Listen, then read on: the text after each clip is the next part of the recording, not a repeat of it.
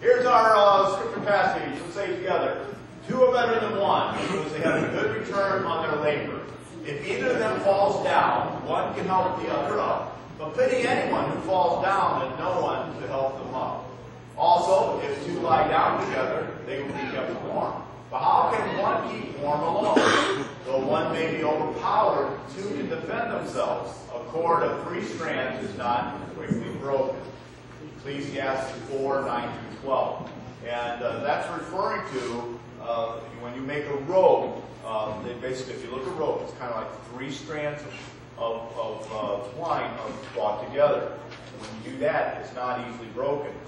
Spiritually, in a relationship, one person, 2 persons, and Jesus, or God. That's kind of what it's referring to right there. So, just giving you a little idea what that's all about. What's our purpose? Loving God, transforming lives, and serving the Lord. The problem with doing a series of sermons like what we're doing is twofold. One is, when you get home, you have your kids that are there waiting at the door. And they're going, "Oh, Dad, you say, wait, you know what you just said?" I go, "Well, no." "Well, let me tell you." And then they're rolling on the floor because of things that are can be taken very easily out of context or whatnot. But it's one of those things, "Oh, Dad, you don't do that," or "you do that," or that type of stuff. Because when you look at relationships, none of us are perfect, are we? None of us are. One of the interesting things is that when we talk about the differences between male and female, a lot of times we like to think that we're just talking about a marriage relationship. I want to be very clear in this. The information that I'm giving you, yes, it applies to relationships, and marriage relationships, and family relationships. But a lot of this information can also be taken out of the marriage relationship and taken into everyday life. Your boss, your work, your neighbor. You can go right down a whole list of areas that this can relate to. Why am I cracking so much over here? Let's try this pocket. But communication. One thing we found out last week was what? Not wrong, just different. And God made us different. God made male and female. We look through life men look through life through blue glasses. Females look through life through pink glasses. And sometimes it's kind of difficult. Sometimes we have a hard time just trying to understand each other. Sometimes we need a translator to help us through this. You see, she said, he said. We talk about all these things. It's not wrong. It's just different. I came across some statements that you should never say to a woman. You ready? Top 10 things what not to say to a woman. Number 10, did your clothes shrink? You look differently in makeup. What happened to your hair? Will it stay that way? Are you going to wear that tonight? Belch. Birthday? What birthday? Would you like to go and watch WrestleMania with me tomorrow? Your sister is so cute. What's her name? You're that old, huh? Gee, you've been putting on some weight. Hey, look! There's my old girlfriend.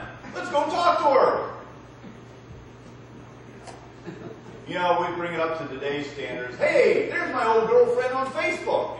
I'll just Facebook her. Is that really gray hair? I was thinking about you yesterday when I was gutting the big fat fish from the lake. What not to say to a man.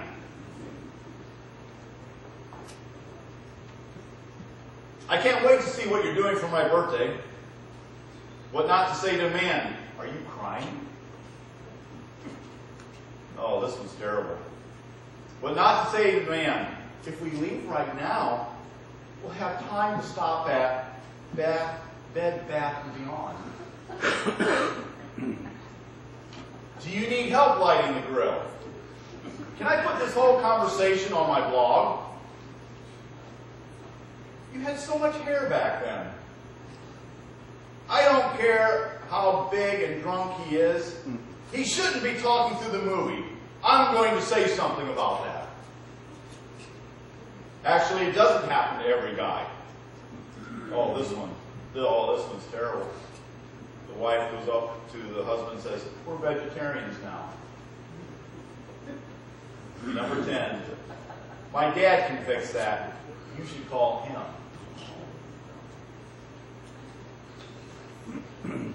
Not wrong, just different. And that's our conversation. And as I said, many times we unknowingly make comments that hurt the other person. We need a translator. For men, we need a male translator so that we can understand what she's saying. Hey, are you golfing today? Yeah. It's the second time this week. But you said it was fine. It is fine. It's perfectly fine. Are you confused by female behavior? Wish you had a translator to understand what she means? Well, you're in luck. Introducing the Manslator, a revolutionary device that translates woman language into simple man words. Finally, the power to know what she means. Okay, cool. Let me just check with my wife. Hey, babe, a tea time open up later. You mind if I go? Fine. If that's what you want to do. No go! Stay home! On second thought, I think I'll just stay here with you and watch The Notebook. Aw, how sweet. Now that's more like it. The Manslator uses emotion deciphering technology to help you out of the toughest jams. Hey, is everything okay? You sound upset. Why would I be upset? Forgot anniversary, jerk! Oh, no way! Happy anniversary, babe. You remembered. Come on, of course I did. Thanks to the Manslator's patented FemLogic processing chip, now any man can decode statements like, Are you wearing that? You change, now! Hey, do you want to get some coffee? Me want coffee! Do you think she's pretty? You think she prettier than me? Aw, you're such a good friend. Me never date you! I'm fine. Me not fine! I'll be ready in 5 minutes. Me ready 30 minutes! Do whatever you want. You no do what you want. Could you rub my shoulders a little bit? No hanky-panky, only massage. Be serious! the Manslator even works on men. Finally, women can learn the deeper meaning of his words. Whoa. Your beauty is stunning. Hey, mind if I catch a movie with the guys? You are a lovely, wonderful woman who meets all of my needs. And even though I will miss you, this night I wish to see Death Cop 9 with my bros. I'm fine. I'm fine. Really. Stop looking at me. The Manslator can even be customized, with voices of real celebrities being impersonated, like Yoda. In much trouble you are. To the doghouse go you. Or Mr. T. I pity the fool who leaves the toilet seat up. So get your Manslator today. Clarity is just a phone call away. You need buy me. How we wish we had that. Because I'm going to tell you, when it comes to male-female relationships, you don't understand me.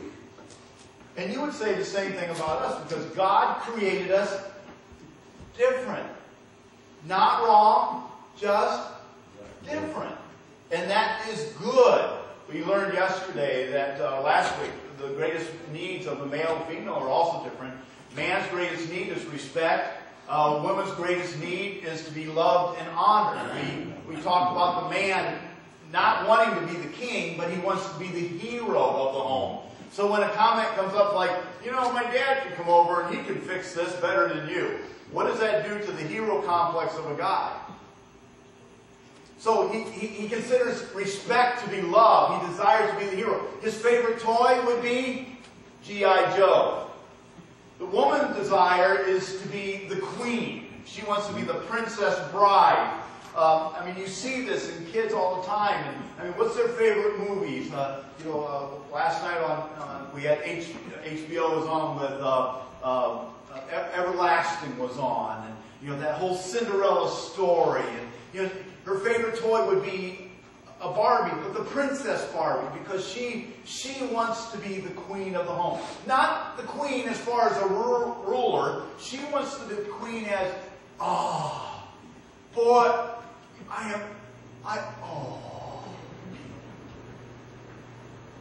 wow. God has given me you, and I am so honored to have you as the queen of the home. Now, that little over-exaggeration, it's just illustrating it because we are made different. Not wrong, just different. But we do know that there will become times that there will be conflict because of that. Guys, you ever have a conflict with a woman? With your wife? Never. Okay, let's go to people who like to talk. Women. You ever have conflict with your husbands? No. Yeah, they do. And what does it have to do with? Most of it has to do with the fact that we don't understand you. And you don't understand us.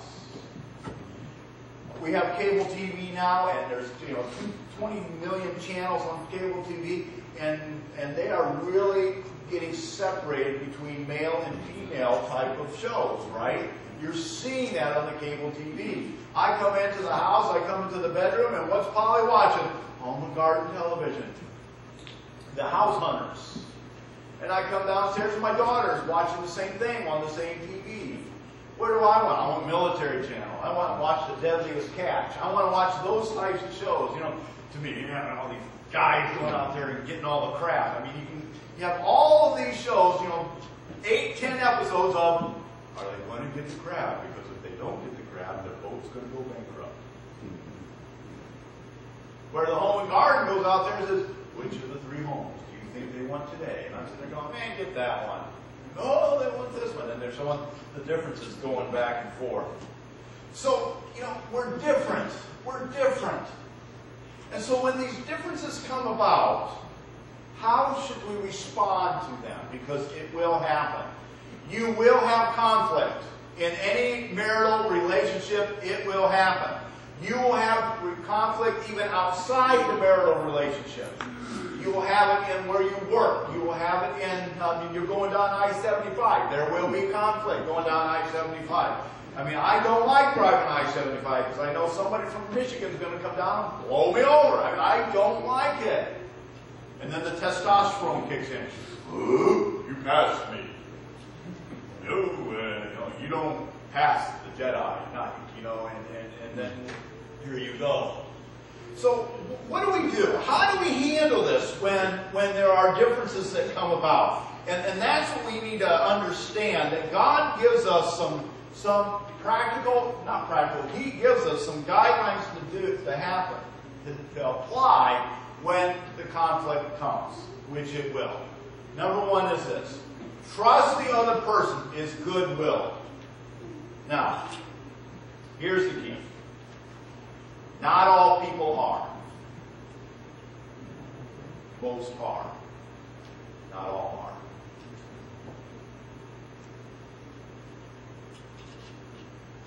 Trust that most people are goodwill and that the person in your life is goodwill. But that's the key. You got to trust. You got to trust in that relationship.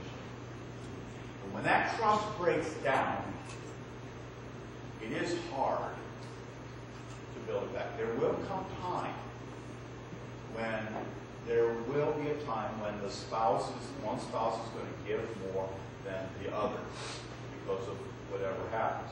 Now, here's your key. I want you to imagine a piggy bank. And you're going to call that the relationship bank. And in that piggy bank, you make deposits. Some of those deposits are a penny. Some of them are $50. when you go home, you give him or her a little peck on the cheek, that's going to be a penny. You take her up to Biaggi's up in Toledo and give a whole night where you two are together, you turn your cell phone off and your iPod off, and it's just and you just don't eat. You talk to her. You just put $10 in that deposit, in that love bank. And the love bank will continue to grow. There will come time when you have to make a withdrawal. Okay? You will make a withdrawal from that bank. A good example is, in our family's life, was when Polly had her brain surgery. For about 3 months, she couldn't do anything in the home. She lived in the basement of the house. We called it her cave. The TV was off. The light was off because she couldn't handle any stimuli. You know what? She couldn't do anything for me or the family at that time. That's when the withdrawals came. Actually, really, it was the opposite for a guy. You know why? Because the guy wants to be the hero.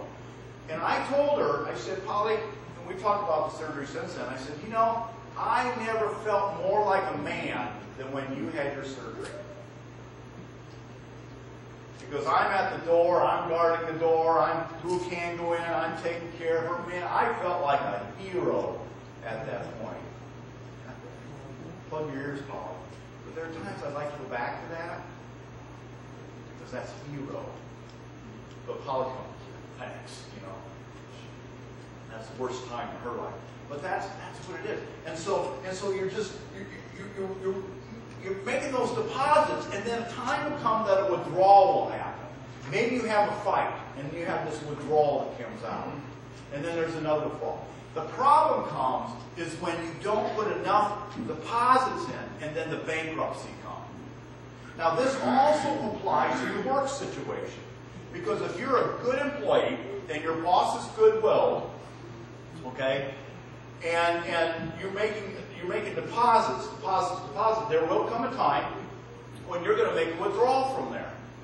Now, if you don't make any deposits, you're just doing just the bare minimum, and you're going to the water cooler all the time complaining about everything, and the boss knows this, and a time comes for a major withdrawal comes, he's going to say enough.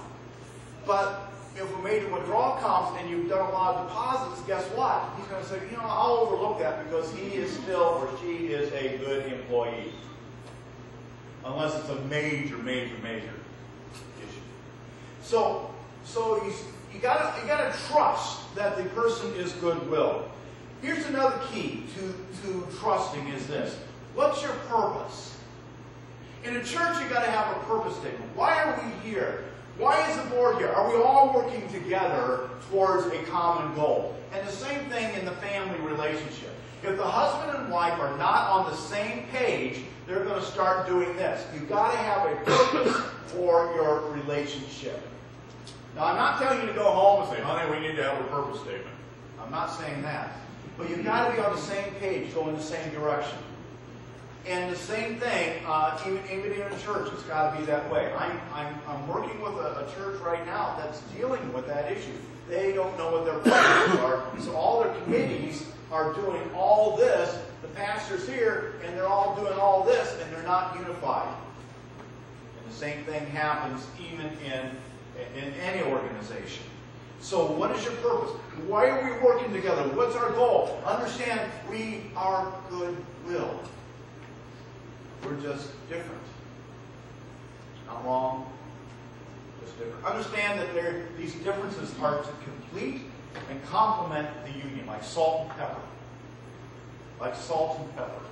I love beef and noodles. But beef and noodles aren't beef and noodles unless you put salt and pepper on. God, I just want to blow it all down. My blood pressure. Oh, I gotta get it. Got to have that salt and pepper. It complements the beef and noodles. And that's the thing about male-female relationships. We are different, and it's to complement the relationship. And complement the union. I'm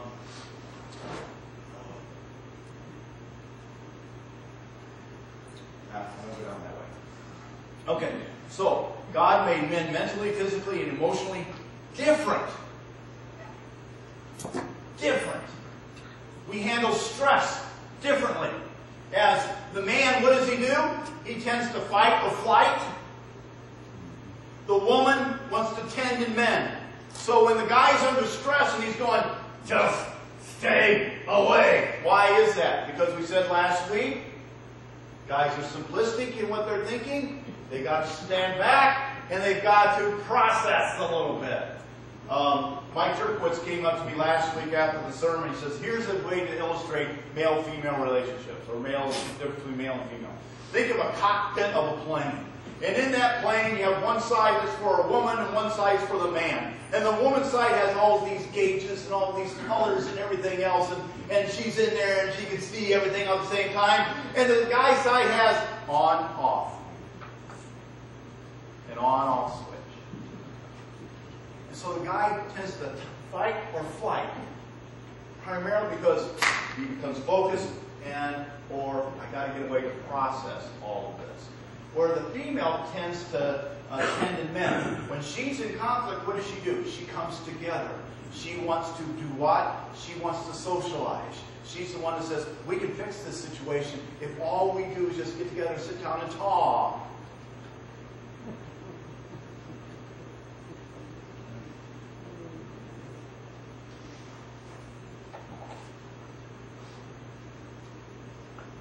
You have a little boy, you have a little girl, and they're fighting.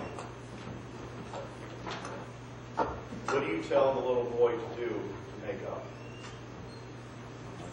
Give her a hug. That is totally against the male nature. It is. Because he tends to fight or flight. So you're forcing him to go, give her a hug. What does he do? No. Goes against his nature. Now, yes, they need to make up, don't get me wrong, but you see what I'm saying. Last week, in the second service, my son was sitting here, and I said, okay, David, you graduated, and you can say whatever you want to about the school system now. I said, what is the project you loathe the most in the school system? And he goes, group projects.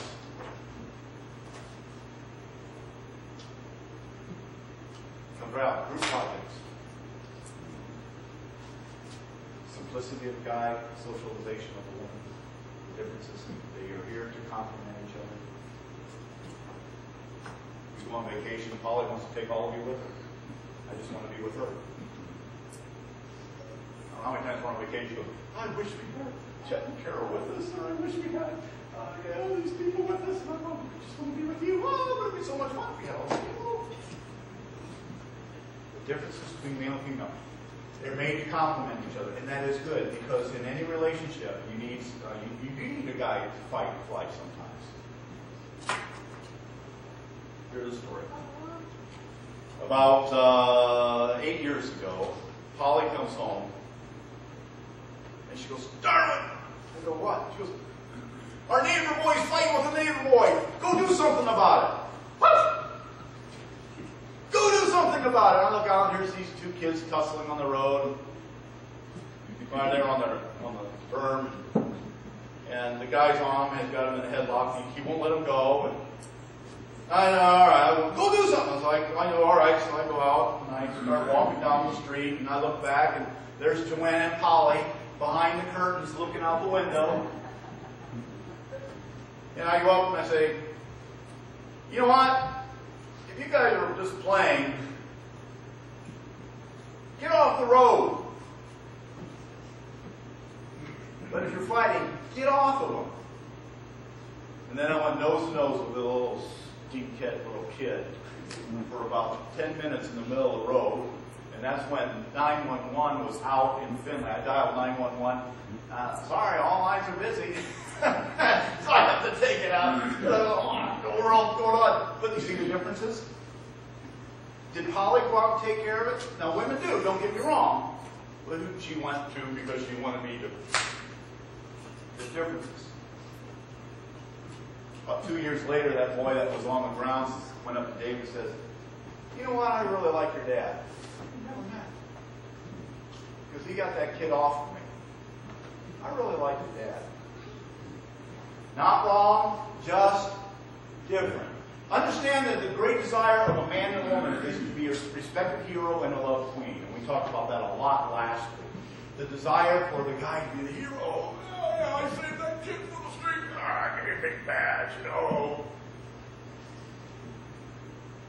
Or a loved queen is, let me lay in the mud for you and you can walk over me so your feet don't have to get dirty. My queen, my wife.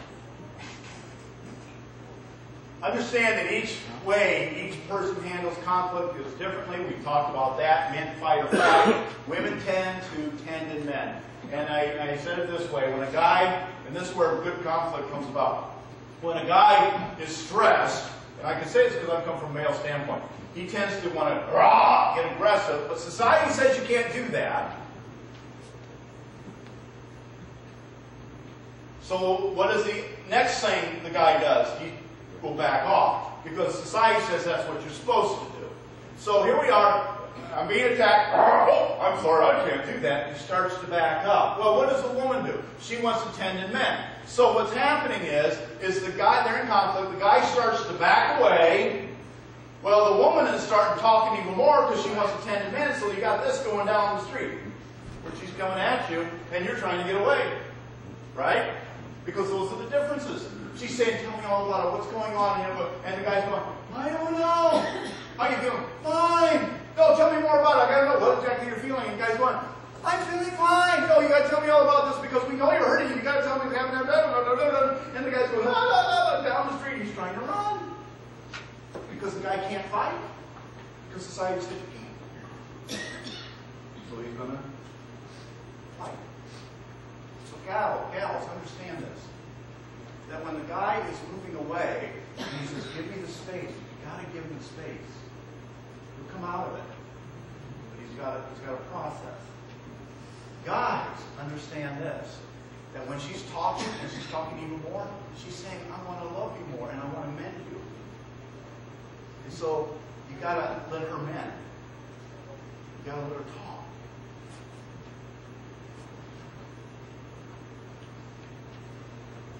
Studies have said that a guy in a given day will say 10,000 words, a woman will say 60,000.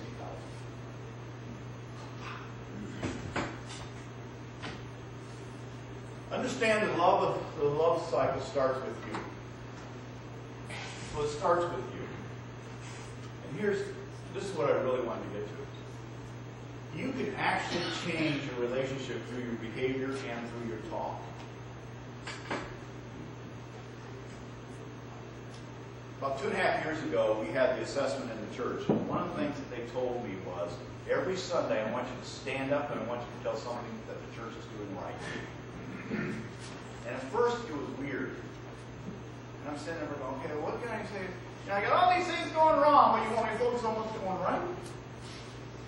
Yep, that's what I want you to do. Okay. So nice lights, and you start looking at what's right. Now, I have literally watched the transformation of this church to where people are coming to the church on Sunday morning. They're smiling, they're excited, and I can stand up and it's becoming very, very easy to find things that are actually going right in the church, and I'm seeing more right going than wrong. And the same thing in your relationships. If you're constantly feeding yourself negativity in your relationship, guess what's going to happen? So, Paul says, Ephesians 4:29, don't let unwholesome talk come out of your mouth. Men and women, hear me. And this just doesn't apply to marriage relationships. It also applies to your work situation. There are those who are miserable in their work. And it isn't because the work is a bad location or a bad setting. It's because you've talked yourself into it being miserable. And if you constantly get up on Sunday morning or Monday morning and say, oh, I'm going to work again. Oh, isn't it terrible? You're going to have a rotten day. But if you stand and say, I'm going to work, and I'm going to do this, and boy, what a wonderful place. I mean, you could be working in the sewers of Finley and you'll still be happy. The same thing in your relationships and in your relationship. Don't let unwholesome talk come out of your mouth. Guys, you know what I mean. If you've worked in a factory, you know what I mean. They go into the corner and they're talking about their wives and what their wives did or didn't do. Gals, you know what I mean, because you're going around the water cooler and you're talking about, oh, you know, my husband did or didn't do. We had a gal at my last church, and she was a hairstylist, and I would always, that's where I got my hair cut at. And it was interesting because I remember one day the beauticians were all around there while I'm getting my hair cut, and every one of them was divorced. Every single one of them was divorced, and they were all sitting there talking about how rotten their husbands was, and all of them were divorced. You know what? I remember leaving there, and I said, she's going to get a divorce. The one that was married. And it wasn't 6 months after I came here, sure enough, she filed for divorce. Why? She talked herself into it. So, and you know, you don't understand my husband. You know what? I don't live with him 24 hours a day, but I'll tell you what I see him as a good guy. You can literally talk yourself in and out. You can make your relationship better or worse based upon your talk. And that's why Paul says, don't let any unwholesome talk come out of your mouth. Don't ever say anything about your wife gals, your wife guys, that you would not say in front of her. And vice versa. So if I don't, and I made it a rule that I would never joke about my wife in a negative way.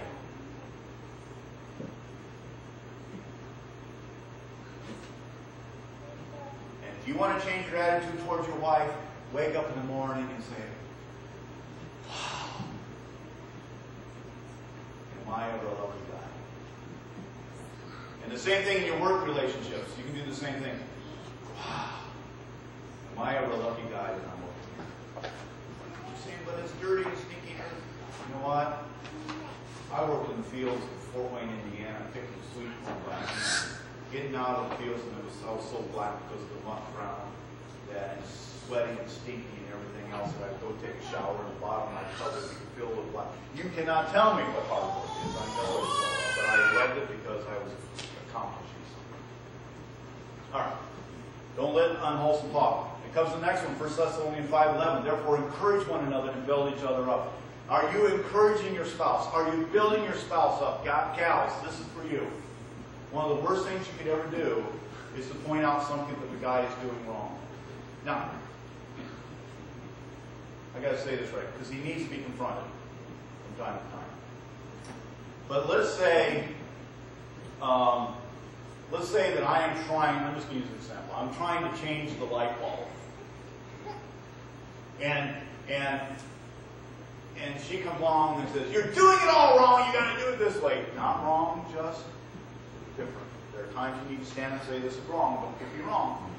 But you can literally shut the guy off, shut him down. If he's praying out loud and he's stammering, don't joke about it. If you say, good job, good job, he'll do it more. But if you go, oh man, it's the worst prayer I ever heard in my life, he'll shut it off. He won't do it again. He won't do it. Because of his hero complex. So, encourage each other, build each other up. If you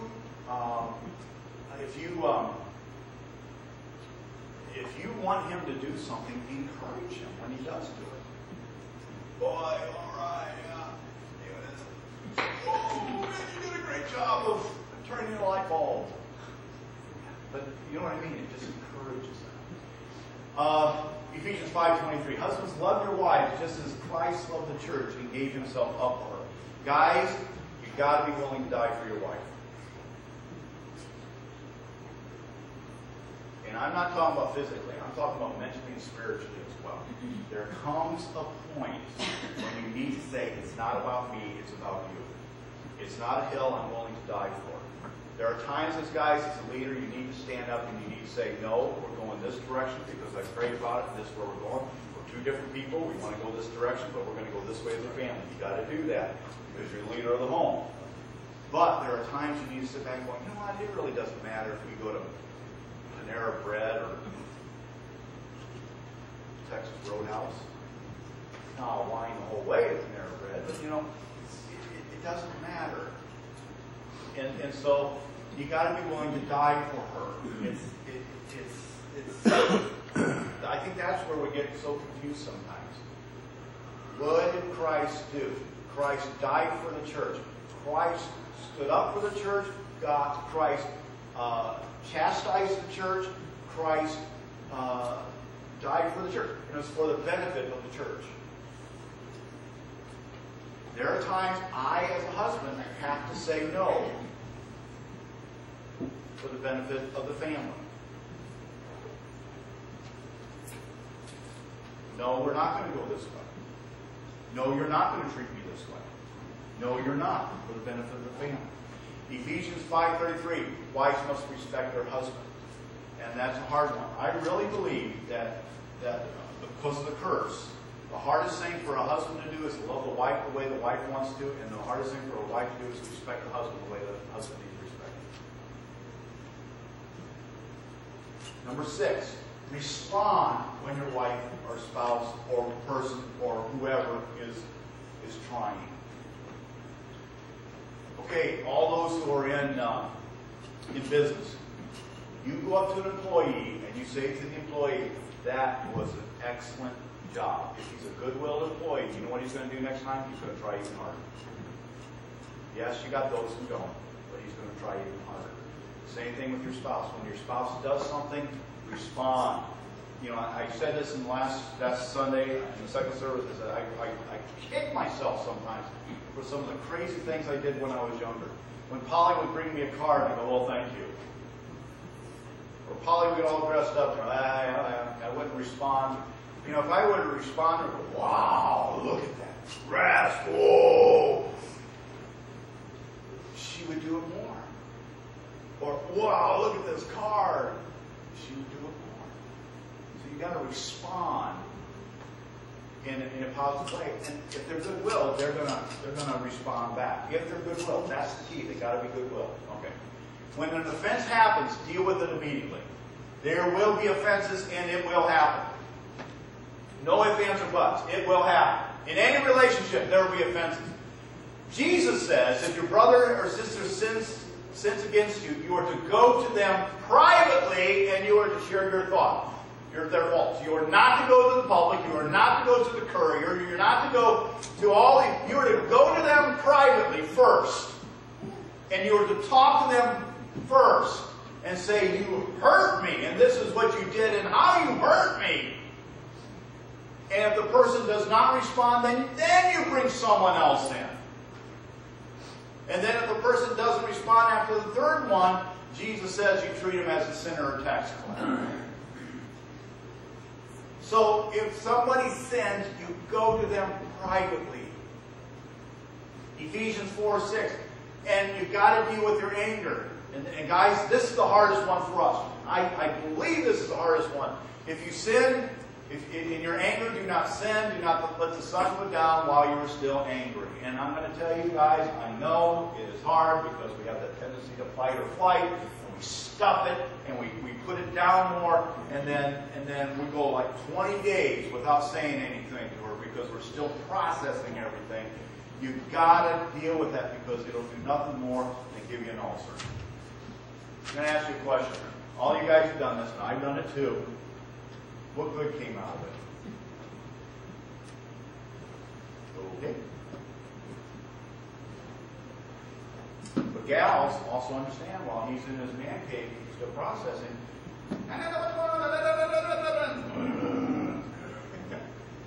That's where you got to understand each other. Don't let your sun go down.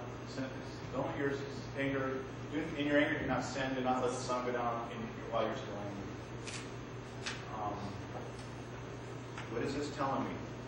Guys, if you go to bed angry and you're not resolving it, it's sin.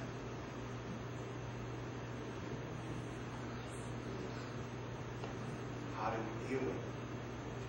That's the hard part. You got to do it Matthew 18. But if they don't respond, then it's their issue. God will deal with it. Read Romans chapter 12. God deals with it. How do you fireproof your relationship? Jesus, Jesus, Jesus, Jesus, Jesus, Jesus, Jesus. It's about Jesus. Jesus has got to be the center of your relationship. A couple who prays together, stays together, yes. Statistics say that one in two couples will get divorced, but couples who pray together, it's 1 in 1,052, I believe, will get divorced. So you'll almost virtually fireproof your relationship, divorce-proof your relationship if you daily pray together. And I'm talking about beyond we thank you for this food, amen. I'm talking about praying together. You will virtually divorce-proof your relationship. So guys, if you want to divorce-proof your relationship, make it a point. Be the hero of your family and make it a point to pray with your daily. Once again, that's hard. Why? Because we're guys. It's easy for the woman who wants to say, let's pray. Take that. Submit to one another out of reverence for Christ. And what that means is very simply is this. When you, where it's not about me, it's about thee. Where I take on the responsibilities of the relationship that God has given to me, even though it goes against my nature, I'm going to do it anyway because it's not about me. It's like a horse. You've got horses that are wild. They destroy each other. But when they are tame, they are beautiful animals. All right. What I have in your bulletin is this. If you notice these little cards. One is, you're my hero, and the other one is, I love you, my queen. What I want you to do is this week, we're going to do the positive talk thing. We're going to really work on a relationship. I want you to cut them in two. Now, when he does something for you that you really like, I want you to do this. I want you to take your hero card and I want you to hand it to him and say, oh, you're my hero. Now he's going to go, oh, do it. But do it anyway. Guys, when she does something for you, or maybe she doesn't even do anything, maybe she'll come out and she'll be wearing your favorite dress. Hand her the card and say, I love you, my queen. You even see the differences in those little badges. You're my hero. Ta-da! I love you, my queen. And you can even have fun with it. Have fun with it. You're my hero. Or, yeah, you're my hero. And then you go, thank you, my queen. Or, I love you, my queen. Oh, my hero. Do that, and you're going to see some things happen this week. You're going to say, oh, this is crazy, stupid, and everything else. Just do it. Do it. And come back next week and see what happens. Do those fireproofing things. Do those fireproofing things in your relationships. Go a little bit further and go, oh. Now, you're saying, I'm single, or you can do this to your kids, too.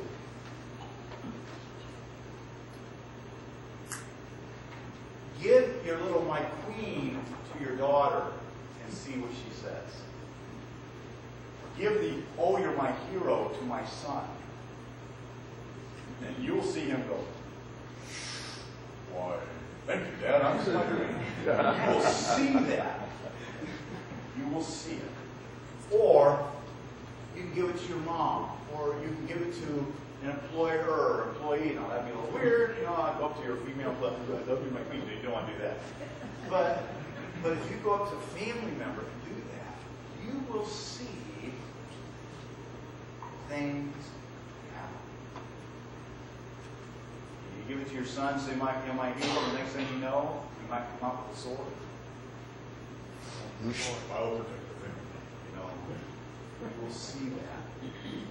So I want you to do that this week and next week and see how the smiles go. Hey, let's pray. I went long. I just love preaching on this stuff. It's so fun. So let's pray. Thank you, Lord, and we give you thanks and we give you honor. And may you continue to be with us all, and may you be the center of our relationships in all that we do. We thank you.